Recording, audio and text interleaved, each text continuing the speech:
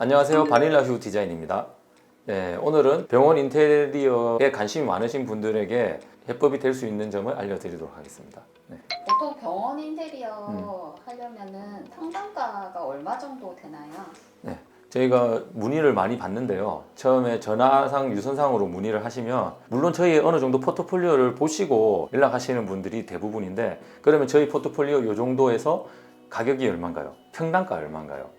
주로 이렇게 그냥 먼저 접근을 하시거든요.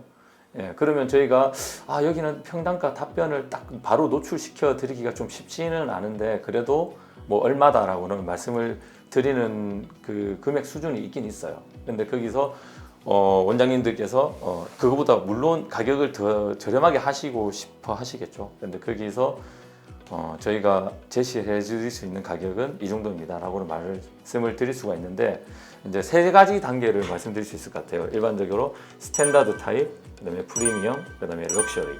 저희는 이렇게 크게 세 가지로 분류를 해서 말씀을 드릴 수는 있을 것 같아요. 예. 보통 스탠다드를 많이 하실 것 같은데 스탠다드는 평당 단가가 얼마 정도 하는지 궁금합니다. 스탠다드 같은 경우에는 저희가 일단 처음에 제시해드리는 평당가 가격은 냉난방기 제외, 그다음에 간판, 그리고 내부 시한물 같이 묶어서 하기 때문에 제외. 그 두 가지는 제외하고 평당가를 제시해드리는데요. 스탠다드 같은 경우에는 최근 저희가 제시해드린 가격은 평당 140만 원 정도로 설명을 해드립니다. 보통 아파트 인테리어보다 좀 더 저렴한 것 같아요. 의외로 병원 인테리어가 되게 비쌀 줄 알았는데 아파트보다는 좀 저렴하다고 생각되는데요. 이 정도면 저도 한번 도전해 볼 수 있을 것 같아요. 보통 흔히들 주거 아파트 병 인테리어를 많이 하시잖아요.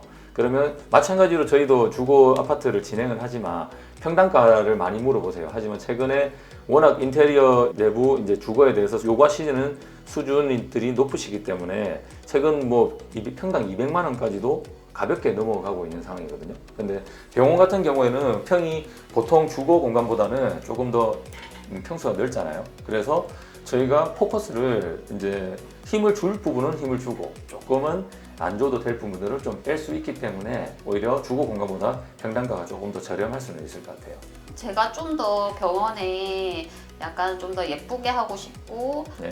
고객님들한테 좀 더 여기 오면 뭔가 다른 병원 인테리어랑 다르네 하는 그런 분위기를 느낄 수 있게 하려면 한 프리미엄 정도로 하는 게 맞는 건지. 네, 저희는 기본적으로 프리미엄급으로 다 먼저 제안을 먼저 드립니다. 프리미엄급을 제안을 드리고 요 정도 수준에서 요구하시는 수준에서 맞출 수 있는 단가는 얼마입니다 하는 게 저희는 평당 170만 원. 170만 원. 네, 아까 140만 원, 30만 원은 네네네. 평당 단가를 업을 하시면 프리미엄급으로 이제 제시를 먼저 프리미엄급을 제시를 해드리고, 원장님께서 저는 조금 더 힘을 낮춰서 조금 더 저렴하게 하고 싶어요 하시는 분들이 계시면 스탠다드급으로 그럼 140만 원. 그리고 일반적으로 이 정도 수준을 생각을 했습니다라고 단가에 대해서 동의를 하시면 저희는 프리미엄급으로 먼저 제안을 드립니다. 지금 저희가 포트폴리오에 나와 있는 그런 사진들은 프리미엄급으로 보시면 될 것 같아요.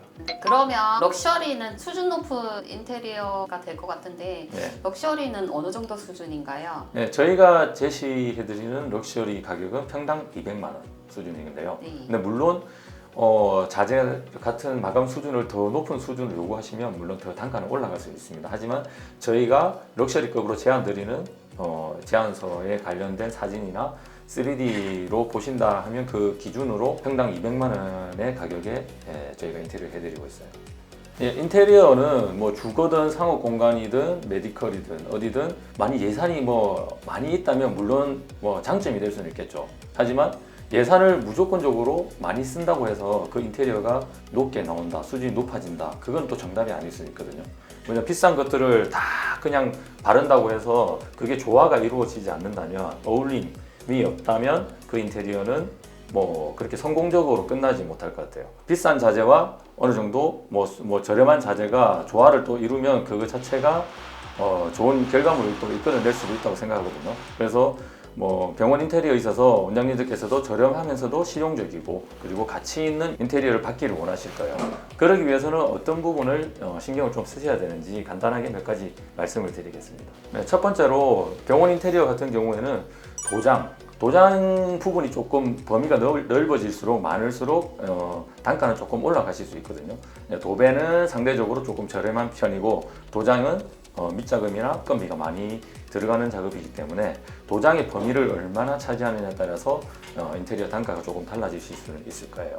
그리고 바닥재 같은 경우에는 보통 타일을 선정을 많이 하시는데요. 타일도 뭐 폴리싱 타일, 포세린 타일 뭐 두 가지로 일단 나눌 수는 있을 건데 최근에는 무광이라고 보시면 돼요. 무광의 포세린 타일을 많이 선택하시고 그 매트함과 모던함이 오히려 폴리싱은 좀 반짝반짝 번들번들한 느낌이 있기 때문에 그보다 포세린 타일을 좀 많이 선택을 하시는 편인데요. 그 포세린 타일의 범위가 어느 정도 차지하느냐, 예를 들어 전체 병원 바닥을 다 타일로 깔고 싶다고 하시면 그만큼 비용이 올라가실 것이고, 그리고 환자 대기실이나 복도 정도는 타일로 하시고 나머지 실 같은 경우에는 데코 타일로 많이 시공을 해서 단가를 조정을 좀 하는 편이에요. 데코 타일 같은 경우에도 제품의 퀄리티가 높고 그다음에 색감이라든지 자연스러움을 표현할 수 있는 자재이기 때문에 또한 나쁘다고만 할 수는 없습니다. 데코 타일을 시공해도 충분히 환자분들께서 편안함을 느낄 수 있다고 저는 생각을 하거든요. 그래서 그 비율을 조정함에 따라서 단가는 또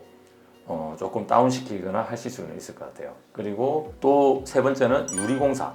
유리가 보통 실에 그냥 일반 벽체에 마감재를 하는 것보다 유리에 프레임을 넣고 유리로 공사를 면적이 넓어질수록 그 공사 단가는 조금 상승할 수 있는데요. 유리를 또 무조건적으로 많이 넣는다고 그 공간이 더 좋아 보이는 건 아닐 거예요. 그 적재적소에 유리 공사를 시공하여 그곳에 개방감이라든지 프라이버시를 또 요구하는 데는 유리를 쓰면 안 될 것이고, 개방감이 필요한 곳은 유리를 시공함으로써 좀 더 넓어 보이는 효과를 위해서 유리를 시공을 하기도 하는데, 그런 부분들을 조정함으로써 공사 단가를 조금 낮추실 수는 있을 것 같아요.